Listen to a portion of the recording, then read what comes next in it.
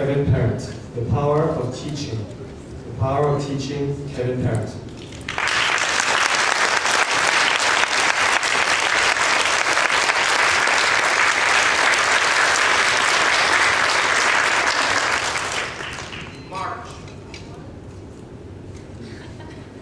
March. Mrs. March was my nursery school teacher. A dear, kind, gentle woman who taught me how to stand in line and wait my turn. She taught me how to zip up my jacket all by myself.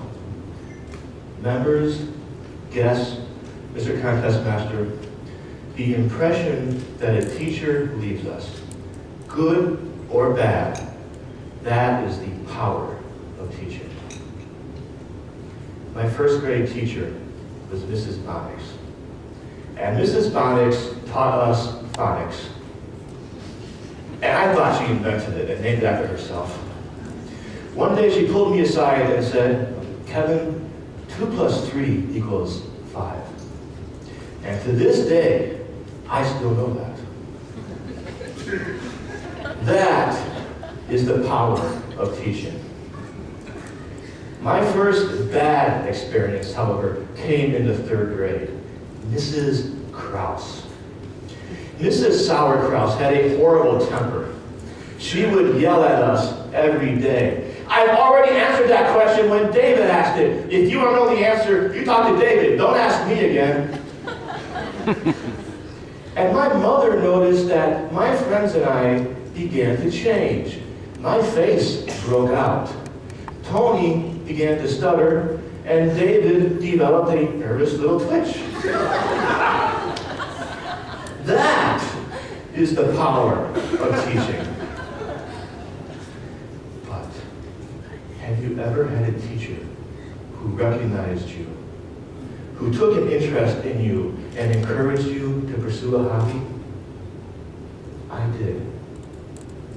Her name was Sister Felicity. And my hobby was aggravating her. And believe me, she encouraged it.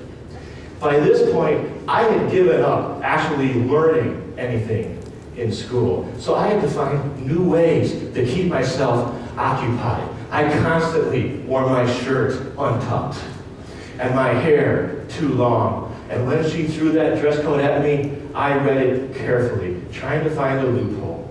And that is when I grew my first middle school beard.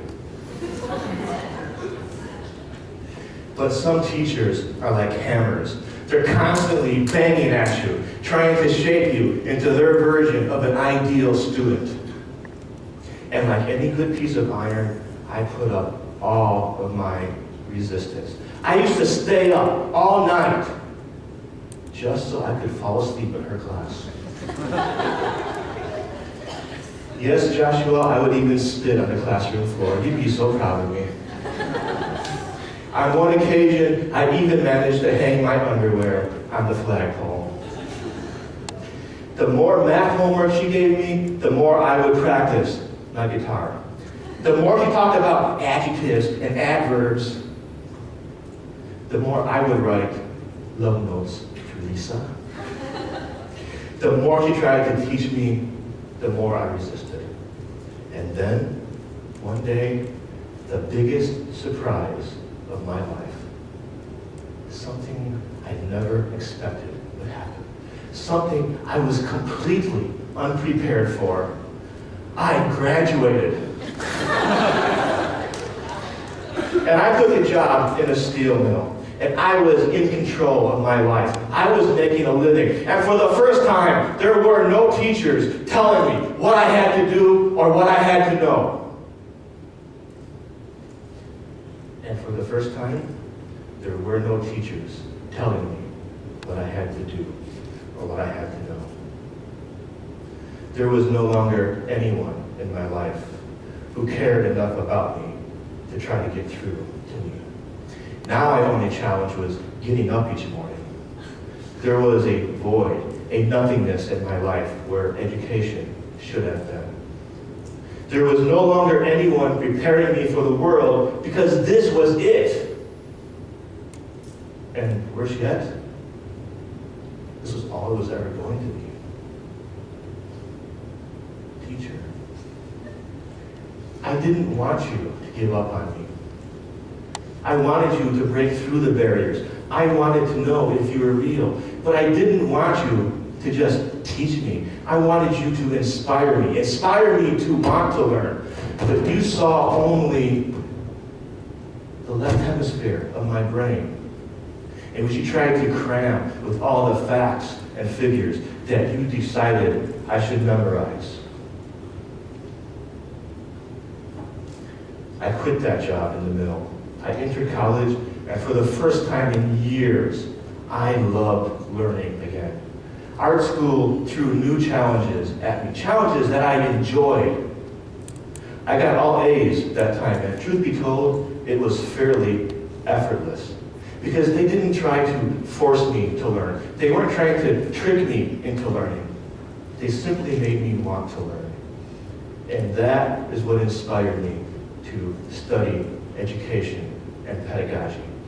Realizing, or perhaps remembering, that teaching did not have to be an adversarial position.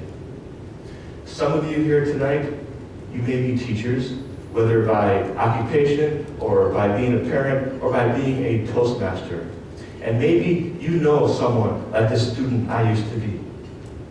Teach him well. Because one day he may come back and say, guess what? I'm a teacher. March. In March of this year, I started a new job. Teaching teachers the power of teaching.